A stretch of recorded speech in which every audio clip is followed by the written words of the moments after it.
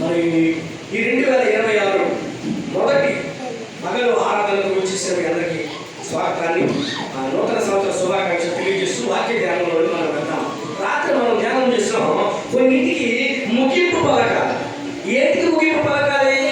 ఏం పలకాలి అంటే పాత జీవితానికి ముగింపు పలకాలి, పాత ఆలోచన శరీర కార్యాలకు వీటన్నిటికీ ముగింపు పలకాలి. ఎప్పుడైతే వీటిని ముగింపు పలుకుతావో అప్పుడు నువ్వేమవుతావు అంటే నూతనమైనటువంటి ఆలోచనలు మీకు వస్తాయి. హల్లెలూయా. చిన్నప్పుడు చూడండి, మనం చిన్నప్పుడు ఏం జరిగినా ఫస్ట్ సెర్లాక్ తిన్నాం, ముగింపు అయిపోయినా సెర్లాక్కి ఇంకా తిన్నాను సెర్లాక్. తర్వాత పప్పన్నం కూడా ఆపేసాం కదా. ఇదివరకు ఫంక్షన్ అంటే పప్పన్నం తినేవాళ్ళు. ఏమంటే ఎవరో ఫంక్షన్ కన్నా వెళ్తే వైట్ రైస్ పప్పన్నం వేసారు, ఫంక్షన్ ఆపలేదు. ఎంత అందంగా ఉండేదో. ఇప్పుడు ఏం లేదు బావా. అంటే పాత వీటికి ఏం చేస్తా ఉన్నాం అంటే ముగింపులు పలుకుతూ ఉన్నాం. దేవుడు మనకి మహిమలు పూర్వకాలం కీప్యాడ్ సేవ వచ్చింది, చిన్నది వాడతామా. ఇప్పుడు ఎవరన్నా మా అమ్మ కదా. ఇంకా చాలా మంది కీబోర్డ్ సేవలోనే ఆ కీబోర్డ్ సేవ ముగించేశారు. పక్కది అప్డేట్ వెర్షన్కి వచ్చేస్తా ఉన్నాం. 2G 3G 4G 5G 7Gకి వచ్చేస్తా ఉంది. మరి పాత వాటికి ముగింపు పలుకుతున్నాం కదా. మరి పాత ఆలోచనలు కూడా ముగింపు పలకాలి కదా. మన పాత జీవితాన్ని కూడా ముగింపు పలకాలి కదా. ఎప్పుడో చీరా ఇప్పుడు కట్టుకుంటావా?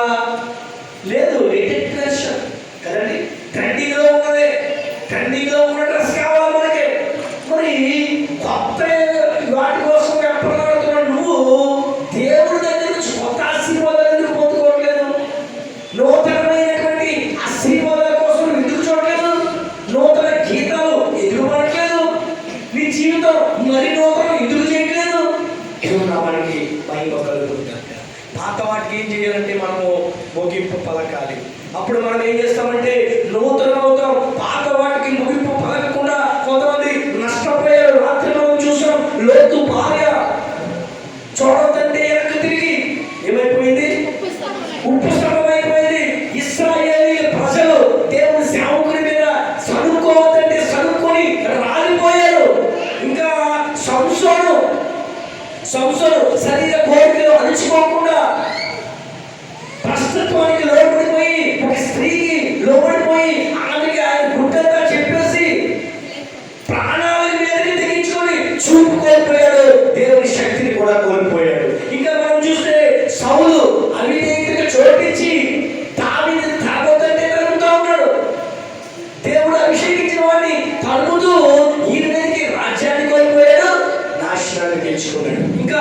ఇంకా చూస్తే ఆకారు లోపమును విడువగా కుటుంబానికి నాశనం తెచ్చుకున్నాడు. దేవ లోక స్నేహములకు ముగింపు పలక ఆత్మీయ నష్టాన్ని తెచ్చుకున్నాడు.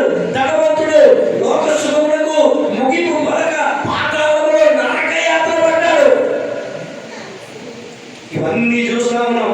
యోధ ఇస్కరియోతు యోధ, యేసుక్రీస్తుని అప్పగించినటువంటి యోధ ధనాపేక్షతోటి ఏం జరిగిందయ్యా అంటే ధనాన్ని మోసి ఆ ఖర్చులకి యేసుక్రీస్తుతో ఉన్నప్పుడు జరిగినటువంటి ఆ ఖర్చులకి డబ్బులు అతని దగ్గర ఉండేదంట. ఆ ధనాపేక్షను కంటిన్యూ చేసి ముగింపు పలకకుండా చివరికి యేసుక్రీస్తును అప్పగించుకోవడా కొన్ని డబ్బులు తీసుకొని ఆ డబ్బులు అనుభవించుకోవాలని ఉరేస్తూ తగ్గిపోయాడు. ముగింపు పలకాలని, ముగింపు పలకకపోతే ఏమవుతుందంటే ఇదిగో చాలా మంది నష్టపోయారు. మనం చూసాం ఏమండి. అందుకనే పాతవి గతించెను, పాతవి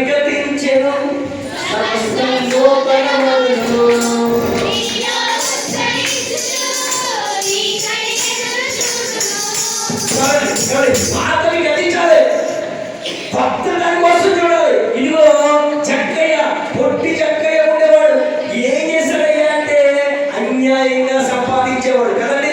ఎవరి దగ్గర ఎంత తీసుకోవాలి పన్ను అంటే దానికన్నా ఎక్స్ట్రా భయపెట్టేసి తీసుకునేవాడు. దాన్ని ముగించాడు. దేవుణ్ణి చూడాలని ఆశ కలిగి ఉన్నాడు. ఇది పొట్టివాడు జక్కయ్య చెట్టు ఎక్కేను, చెట్టు ఎక్కేను, యేసు వచ్చి నిలిచెను. జక్కయ్య దిగిరమ్ము, నేను నీ ఇంట్లో నువ్వు వెళ్ళు, యేసు దగ్గరికి వెళ్ళు, యేసు చూడాలనుకో. అప్పుడు నువ్వు ఏమవుతుందండి, నీ జీవితం ఆశీర్వాదంగా మారుతా ఉంది. పొట్టి చెక్కయ్య ఎవరి అన్యాయం చేశాడు, కానీ యేసు వస్తున్నాడని తెలిసి ఆ దారిలోకి వెళ్ళి చెట్టెక్కాడు. మనం ఎవరి కోసం చూస్తామంటే వాడు ఎవరో వస్తున్నాడంటే, సినిమా యాక్టర్ వస్తున్నాడంటే వెళ్తాం కదా. దేవుని సేవకుడు నీ పట్టణానికి వస్తున్నాడంటే, ఒక దూరం నుంచి ఒక దైవ సేవకుడు ఒక వర్తమానం తీసుకొస్తున్నాడంటే ఆ మీటింగ్కి వెళ్ళాం. ఆ మీటింగ్కి వెళ్ళొద్దు కూడా చెప్తాం కొంతమంది.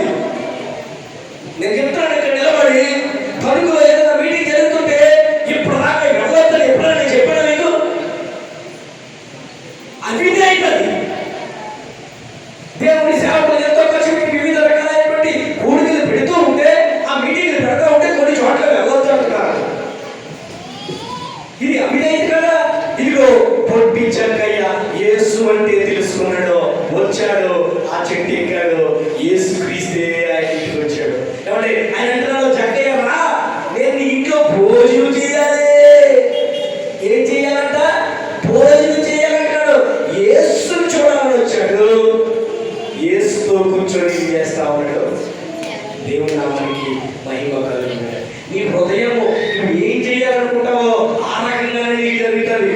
మీకు ఏం జరగాలని కోరుకుంటున్నారో మీరు ఏం చేయాలి? మొదట అది మీరు చేయాలి. బైబిల్ గ్రంథం సెలవిస్తా ఉంది. ఇంకా మత్తయ్య ధనశక్తికి ముగింపు పలికి యేసును వెంబడించాడు. తర్వాత మగ్దలేనే మరియా అపవాది బంధకాలకు ముగింపు పలికి యేసు పాదాల దగ్గర సేవ చేస్తా ఉంది. దేవుడి నామానికి మహిమ కలుగునుగాక. ఏం చేయాలంట? మందిరంలో పరిచయం చేయాలి. యేసు పాదాల దగ్గర పరిచయం చేసిన మరియా మీరేం చేశారు? నేను ఎవరైనా మందిరంలో వచ్చి కూర్చారా? కార్పెట్ వేశారా? ఈ మందిరంలో ఏదైనా పరిచయంగా మీ చేతితో చేశారా అని అడుగుతున్నాను.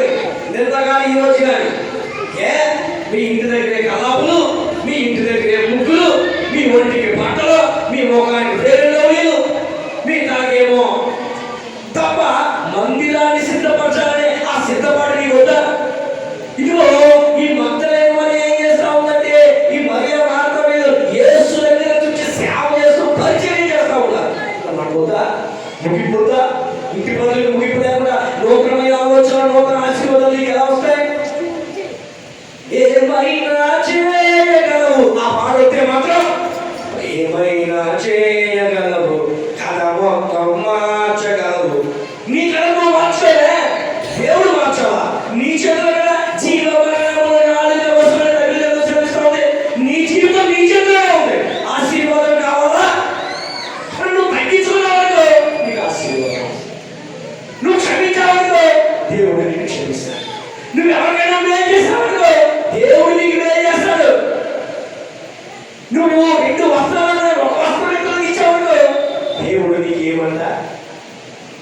అది కదా నేర్చుకోవాల్సింది. ఇంకా అక్కడే ఇంకెవరితో మాట్లాడను, నేను ఎవరికి కష్టం ఉన్నాను, నేను ఎవరికి వందనాలు చెప్పడం, ఈ పరిస్థితి మనకి ఒక్కసారి ఆత్మీయ స్థితిలో మనం సరి చేసుకుందాం. 2026 సంవత్సరం ఇది. 26వ సంవత్సరంలోకి వచ్చేసాం. 25 గడిచిపోయి 26లోకి వచ్చేసాం. ఏం మారిందయ్యా అంటే ఎవరో పెడతాడో క్యాలెండర్ మారుతుందంట. ఏం మారుతుందంట? నిన్నటికి ఈ వాళ్ళకి తేడా ఏంటంటే క్యాలెండర్ మారిందంట. అంతేనా? మీ జీవితంలో మరేమి మార్పు చూడాలా? క్యాలెండర్ మారితే నా చూస్తాం. ఒకసారి ఆత్మ పరిశీలన చేసుకోమని కోరుతా ఉన్నాను. ఇంకా చూద్దాం. మోషే భయపడ్డాడు, నా వల్ల అవో, నా మాట ఎవరేమో అన్నాడు. భయానికి ముగింపు పలికాడు. ఇశ్రాయేలీయుల్ని పాలు తేనెలు ప్రవహించే పట్టణానికి ముందుకు తీసుకెళ్ళాడు. పెద్ద శత్రువు వెంటాడినడు.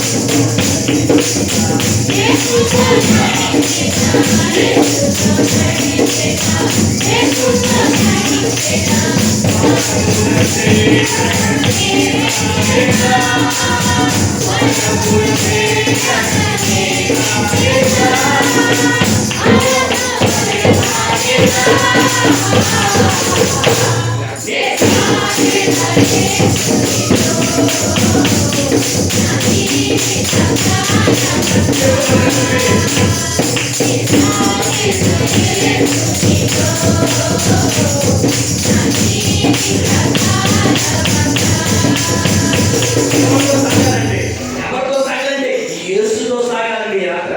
ఏమండి, ఈ లోకంలో ఉన్నటువంటి మరొక నాయకుడు, మరొక యాక్టర్, మరొకరితో కాదు నీ యాత్ర. దేవునితో సాగాలి. ఆయనలాగా మారాలి, ఆయనతో ఉండాలి, ఆయన వలే నీ స్వరూపం మారాలి. తగ్గించుకుంటున్నాను నుంచి మార్పు చూస్తానని మాట వినపడాలి జనాలు.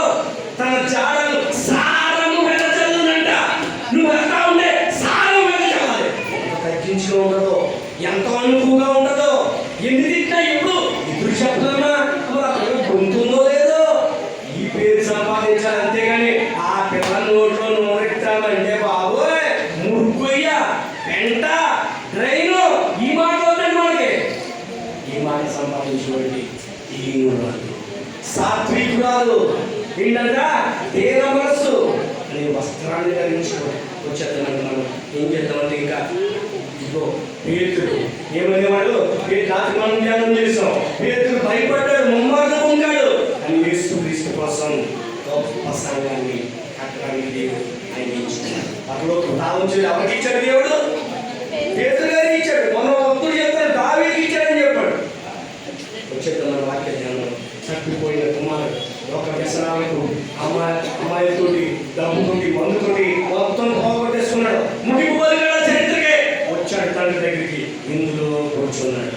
ఇంకా చూస్తే చెరసాల నాయకుడు, ఇవన్నీ మనం ధ్యానం చేస్తాం. ఇప్పుడు మనం ఏం చూస్తామంటే ఆతకి చూద్దాం. దావీదు గారు మందిరం కట్టాలని ఆశ ఉన్నాయి. ఏం కట్టాలి? మందిరము కట్టాలి అని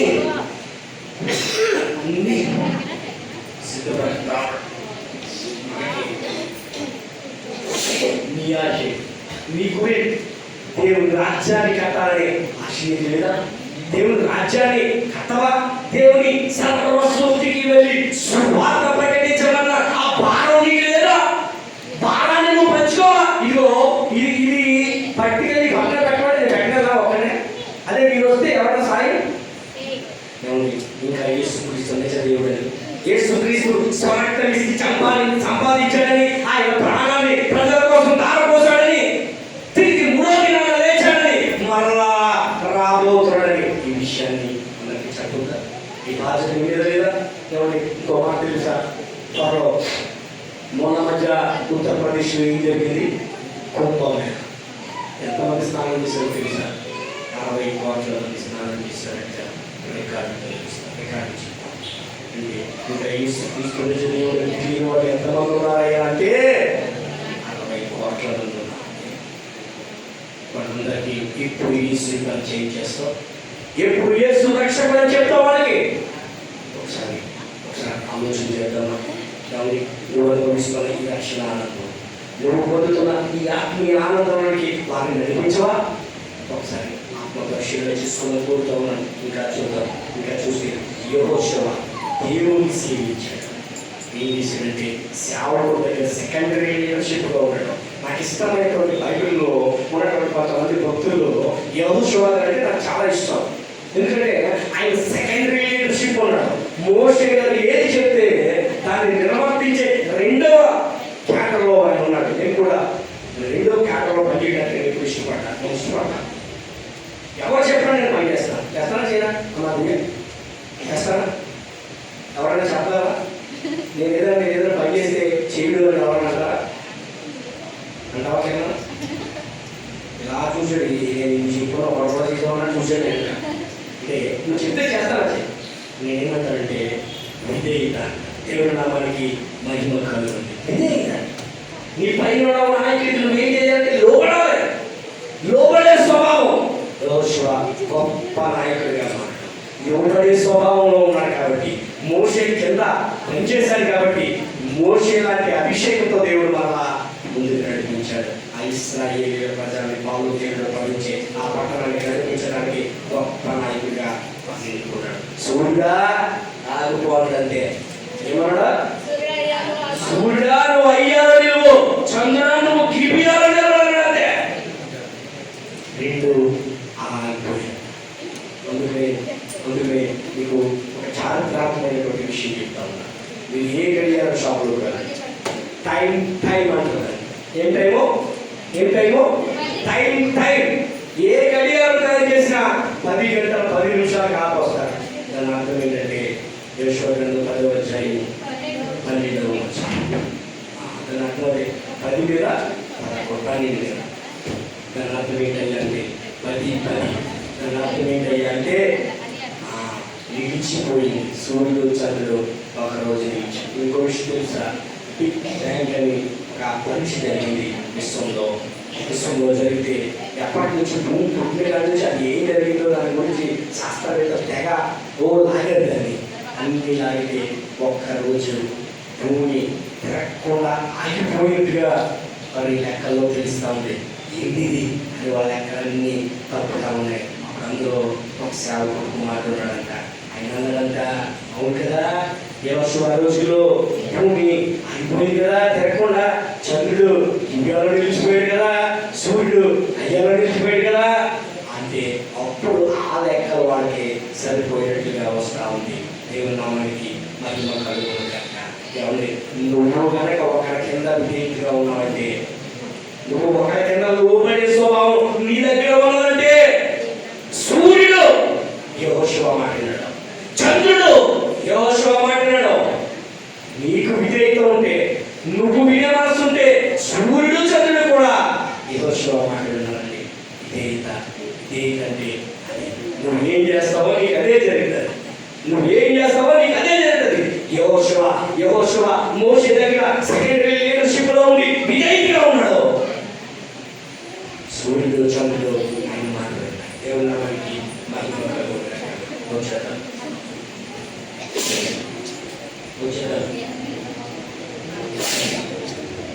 హబక్కూకు అన్ని పరిస్థితుల్లో దేవుని యందు నమ్మకం ఉంచాడు. చూడండి, హబక్కూకు అనే భక్తుడు కూడా అన్ని పరిస్థితుల్లో దేవుని యందు నమ్మకం ఉంచాడు. ఎవరికైనా కొంచెం కష్టాలు వస్తాయి, ఎవరికైనా కొంచెంగా బాగా లోటు వచ్చిందంటే దేవుడు ఎట్లేదు నా ప్రార్థన నువ్వు చెయ్యమ్మా ఉంటాం. నీ పరిస్థితులన్నీ ఆయనకి తెలుసు. కూర్చున్నాను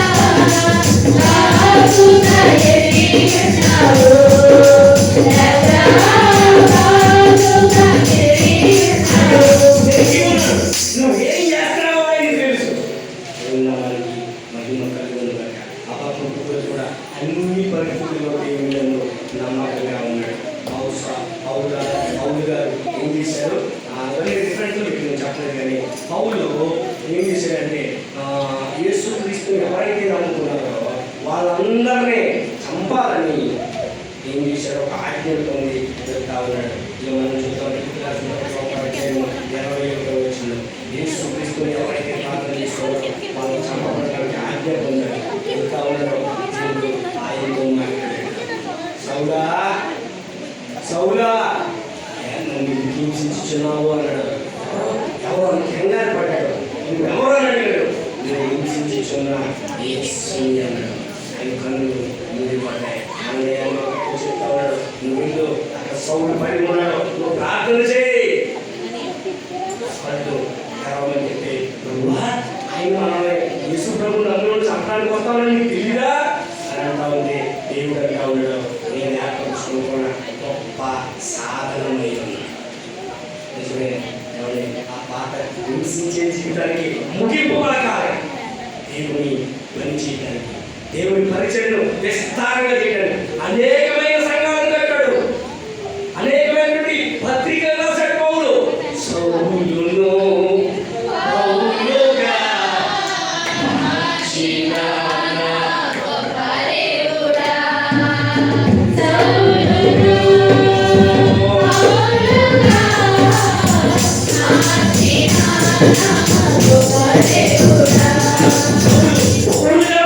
హింసించేవాడు ఏం చేసినట్టే దేవుని సంఘాన్ని కట్టాలి, దేవుని విరివిగా ప్రకటించాలని మనం ఏం చేస్తాం? దావీదేమో మందిరం కట్టాలని ఉన్నాడు, అన్ని పరిస్థితుల్లో స్థిరంగా ఉన్నాడు. అబద్ధకు ఇదిగో ఇదిగో ఇప్పుడు పౌలేమో సౌలేమో పౌలుగా ఉన్నాడు. నువ్వేం చేస్తావు? ఇంకా చూస్తే నెహెమ్యా గ్రంథం 2వ అధ్యాయం 17 నెహెమ్యా ప్రాకారం కట్టాలనుకున్నాడట. నువ్వేం చేస్తావు? నీ కుటుంబం కోసం ఒక ప్రాకారం కట్టవా? ఒక ప్రార్థన చేయవా? నీ సంఘం కోసం ప్రార్థన చేయాలనే ఆ భారం లేదా నీ మీద? తిన్నామా తెల్లారిందా ఇదే పని చేసిన తర్వాత నరకంలో యాత్ర పడతా ఉన్నాడు. ప్రాకారం నీ కుటుంబం చుట్టూ ప్రార్థనని ప్రాకారం కట్టాలి. నెహెమ్యా చూసినప్పుడు మనకి ఏం గుర్తురావంటే ప్రాకారాన్ని కట్టాడు. నీ కుటుంబం చుట్టూ కూడా ప్రార్థనని ప్రాకారం, నీ కుటుంబం చుట్టూ ప్రార్థనని ఆయుధాన్ని ఖచ్చితంగా నువ్వు దీవించబడతావు. ఈ ప్రార్థన దాటి లోపలికి రాలేదు. ఆ ప్రార్థన లేకుండా చాలా మంది వాళ్ళ కుటుంబాలను బాగొట్టుకుంటారు. ప్రార్థన చాలా అవసరమైంది. దేవుడు మనకి మహిమ కలుగుతాక మా తండ్రి గారు ఉన్నటువంటి ఒక మంచి పేరుతో మా నాన్నగారు ఏం పేరు, నేను ఎక్కడికి వెళ్ళినా ఏం చెప్తానంటే సజీవంగా కొడుకు అనగానే అవునా ఈ నాన్నగారు మంచి ప్రార్థన పడుబాబు అంటా ఉండదు. నిజమే, నీకు నేను ఏం పేరు సంపాదించాలంటే ప్రార్థనా పరుడనే పేరు సంపాదించాను. దేవుడు మనకి మహిమ కలుగుతాక. ఇదిగో దానియేలు గ్రంథం నేను తీయగలను. దానియేలు గ్రంథం 6వ అధ్యాయం 10వ వచనంలో ఉంటుంది. దానియేలు ఆ రాష్ట్రంలో ఒక ఆజ్ఞ ఉంటుంది, ఈ దేవుడికి తప్ప ఎవరికైనా సరే మొక్కారా తీసుకెళ్ళి ఎక్కడేసేస్తారంట, సింహాల బోర్డులో వేసారని ఆజ్ఞ నడుస్తూ ఉంది అక్కడ. అయినా కానీ సింహాల గుడ్డ అని అనుకోని ఉంటాడు. ఆయన ఇల్లాడు ముమ్మార్లో దేవుడికి ప్రార్థన చేస్తా ఉన్నాడు. వాళ్ళు వచ్చారు దానియేలు గురించి, ఇదిగో రాజా నువ్వు ఆజ్ఞ పెట్టావు కదా, కానీ దానియేలు ఏం చేస్తున్నాడో తెలుసా? ఇంటికి వెళ్తాడు, ప్రార్థన చేస్తాడు, ఈ బొమ్మకు మొక్కలేదు అన్నాడు. అవునా? తీసుకొచ్చి సింహాల గుహలో పడేయమన్నాడు. తీసుకొచ్చారు, సింహాల గుహలో వేశారు. కానీ సింహాలు ఏం చేశారట నోరు మూసుకొని కూర్చోమని తెల్లవారు కూడా దానియేలు గారిని చిన్నగా మీద పెట్టడానికి దేవుడి వారికి ఆజ్ఞనిచ్చాడు. ఏమి చేయలేకపోయే సింహాలు దానియేలు, ఎందుకంటే ఆయన నీతి దేవుడు నామానికి మహిమ కలుగుగాక. ఇదిగో నోవాహు జీవితం తన కుటుంబాన్ని కట్టుకుంటాడు. ఈ లోకస్తులందరూ నోవాహు చూసి, కానీ దేవుడు చెప్పిన మాటలు కట్టుకున్నాడు. ఆయన కుటుంబం కోసం ఒక వాడని కట్టుకున్నాడు. ఆ వాడలోకి చేర్చాడు, ఆ కుటుంబాన్ని కాపాడుకున్నాడు. నువ్వేం చేస్తావు? నీ కుటుంబం కోసం నువ్వేం చేస్తావు? దేవుని మాటలు విని ఎంతమందిని దేవుని దగ్గరికి తీసుకొస్తా ఉన్నావు? నీ కుటుంబీకుని, నీ కుమారుని, నీ భర్తని, నీ భార్యని, నీ పిల్లల్ని మందిరానికి తీసుకొస్తున్నావా? నువ్వు ఒక్కడే వస్తా ఉన్నావా? నువ్వు ఒక్కడే భర్తకు వెళ్తే నీకు హ్యాపీనా? నీ ఇంట్లో వరకు నువ్వు రక్షించావు కదా. నేను నా ఇంటి వరకు సేవించాను కదా. ప్రార్థన ఎంతమంది వెళ్తున్నాం మనం? ఇంట్లో వాళ్ళని ఎందుకు ఒక్కగా తింటే సరిపోతా అవ్వా? అందరికి పెట్టవా? నువ్వు ఒక్కగా తింటావా ఈ స్వీటు? నీకు ఇతరులకు పెట్టవా? ఈ దేవుడి యొక్క ఆనందాన్ని ఇతరులకు పంచవలసిన బాధ్యత లేదు. ఇంకా చూద్దాం, తర్వాత చూద్దాం. మోషేకు, షద్రకు, అబేద్నెగో, దానియేలు 3వ అధ్యాయం 16, 18. మోషేకు, షద్రకు, అబేద్నెగోలు వారు కూడా ఆజ్ఞ అయినా కానీ వారు వెళ్ళి దేవుని సేవించారు. వచ్చారు, రాజుకు చెప్పారు, వాళ్ళు తీసుకొచ్చారు. అగ్నిగుండంలో పడేయాలి. అగ్నిగుండంలో పడేసిన వాకి ఏం లేదంట, భయపడలేదు. దేవుడు వచ్చాడు, వాళ్ళని కాచుకున్నాడు. వాళ్ళు వెంట్రుకలో ఒక్క వెంట్రుక కూడా ఏమవ్వాలంట కాలేదు. ఇంకో విషయం తెలుసా, మీరు ఎప్పుడైనా గమనించడం లేదు, ఏదైనా ప్రమాదం జరిగితే ముందు ఏం కావాలి తెలుసా? బట్టల తర్వాత ఇంటిలే కాలిపోతాయి తెలుసా? మీరు ఎప్పుడు అర్థం చేశారా? వెంట్రుక త్వరగా కాలిపోతాయి. అందుకే బైబిల్లో నీకు అర్థం అవడం కోసం ఏం రాశారంటే వెంట్రుకలో ఒక్కటి కూడా కాల్చబడలేదండి. దేవుని ప్రోత్సాహం ఉందండి. నువ్వు ఆజ్ఞల మార్గంలో ఉన్నప్పుడు, నువ్వు దేవుని క్రమంలో ఉన్నప్పుడు వెంట్రుక కూడా కావాలంట, హాని జరగదంట. ఇంకా చూస్తే ఎలీషా చివరి దినం వరకు ఆయన యొక్క శిష్యుల్ని అంటి పెట్టుకున్నాడు, అమాన్యులు పట్టుకున్నాడు. ఏం జరిగిందంటే ఎలీషా వంటి ఆ కవలం ఆత్మ నిర్ణయానికి వచ్చినట్టు దేవుని నమ్మడానికి మరి ఒక ఏస్తేరు ఏమని అంకరాచింది తన జాతి కోసం. నువ్వేం చేస్తా ఉన్నావు? నీ సంఘం కోసం నువ్వు ఇందులో రోజుకి ఎన్నిసార్లు నీ సంఘ బిడ్డల పేర్లు, ఇక్కడ ఉన్నటువంటి నీ సంఘ బిడ్డల పేర్లు నీకు ఎంత జ్ఞాపకం ఉంది? దినంలో ఒకసారి నీ సంఘం కోసం ప్రార్థన చేసావా? ఇదిగో ఏస్తేరు తన జనాంగం కోసం అంకరాచిందంట. ఏమంటే అంకరాచిందంట, ఉపవాసం ఉన్నదంట. ఆ జాతిని కాపాడుకోవడానికి ఉపవాసం నుండి ప్రార్థన చేసి నువ్వేం చేస్తావు? నీ కుటుంబాన్ని కాపాడుకోవడానికి, నీ మిత్రులు కాపాడుకోవడానికి ప్రార్థన చేస్తూ ఉన్నావా? ఈ తర్వాత యోగు తీర్మానం తీసుకున్నాడు. యెహోవా ఇచ్చెను కానీ నోరు ఒక్క మాట కూడా తప్పు మాట్లాడలేదు. కుమారుడు చనిపోయారు. ఇగో యోగు గ్రంథం 1వ అధ్యాయము 20-22 తన ఆస్తిని అంతా పోగొట్టుకున్నాడు. తన గొర్రెలను, పశువుల్ని, పొలాల్ని, ఇల్లుని అన్నీ పోయినా కానీ యెహోవా ఇచ్చెను, యెహోవా తీసుకొనెను, ఆయన నామమునకే స్తుతి కలుగుగాక. ఆయన నామానికి మాత్రమే స్తుతి కలగాలంటే నీకు ఎలాంటి పరిస్థితులు ఉన్నా నువ్వు మాత్రం ఆత్మీయుల మేరకు దేవుడిని పూజ చేయకు. దేవుని నామానికి మహిమ కలుగుగాక. ఇంకా రూతుడు తన అత్తగారిని ఇంటికి పెట్టుకున్నాడు. ఏమండి అందరూ ఇంకొక వెళ్ళిపోయింది తోడుకోవడం, కానీ అత్తగారితో పాటు కలిసి పెట్టుకున్నాడు. ఆ విధంగా నేను ఎక్కడైతే నీవు స్త్రీగా ఉన్నావు, నీ భర్త దగ్గర నీ సంసార ధర్మాన్ని నీ అత్తగారిని ఉండి పెట్టుకుంటా, నీ ప్రార్థనని పెట్టుకుంటా, నీ కుటుంబంతో కలిసి ఉండాలి. పెళ్ళైతే చాలు ఏమైపోతారో వేరే. ఏంటంట? పెళ్ళైతే చాలు వేరే. రోజులు వచ్చేసి దేవునామానికి మహిమ కలుగుగాక. పేతురు ఎలా ఉన్నాడంట? భయపడ్డాడు. క్రీస్తు కోసం గొప్పగా పోరాడాడు. దేవునామానికి మహిమ కలుగుగాక. అందుకనే మనం 2025 జ్ఞాపకాలను విడిచి 2026లో కోడి కలిగి మనం ముందుకు వెళ్ళాలి. దేవునామానికి మహిమ కలుగుగాక. ఇంకా భోజనాల కోసం ఏర్పాట్లు జరుగుతూ ఉన్నాయి. దయచేసి కంగారు ఎందుకంటే మనం 2 గంటల వరకు అంటున్నాం కాబట్టి అందులో డౌటేంటి, మనం 10 గంటలకు 10 గంటలు ప్రారంభించుకోలేదు. 10:30కి మనం వెళ్తా ఉన్నప్పుడు మనం కూడా ఇంట్లో ఏదో సిద్ధపడి రావాల్సింది కదండి.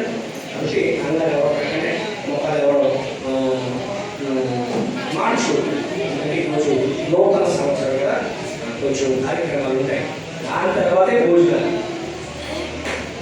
ఎందుకంటే మనం మందిరం 10 గంటలకు ప్రారంభించుకోలేదు. ఈరోజు 10:30కి మనం ప్రారంభించుకున్నాం. 1:30కి మనం కూడి ముగించుకుంటాం. మిగతా కార్యక్రమాలని అరగంటలో పెట్టిన తర్వాత 2 గంటలకి భోజనాలు మనం ప్రారంభించుకుంటాం. వాక్యదానం ముగించుకున్నాం, కళ్ళు మూసుకున్నాం, గుడి కలిపి ముందుకు వెళ్ళాలి. ఏంటి 2026లో మీ గుడేంటి? పట్టుదల కలిగి ప్రార్థన చేయాలి. అనేకమైనటువంటి కోరికలు జరగాలి, అనేకమైనటువంటి ఆత్మలను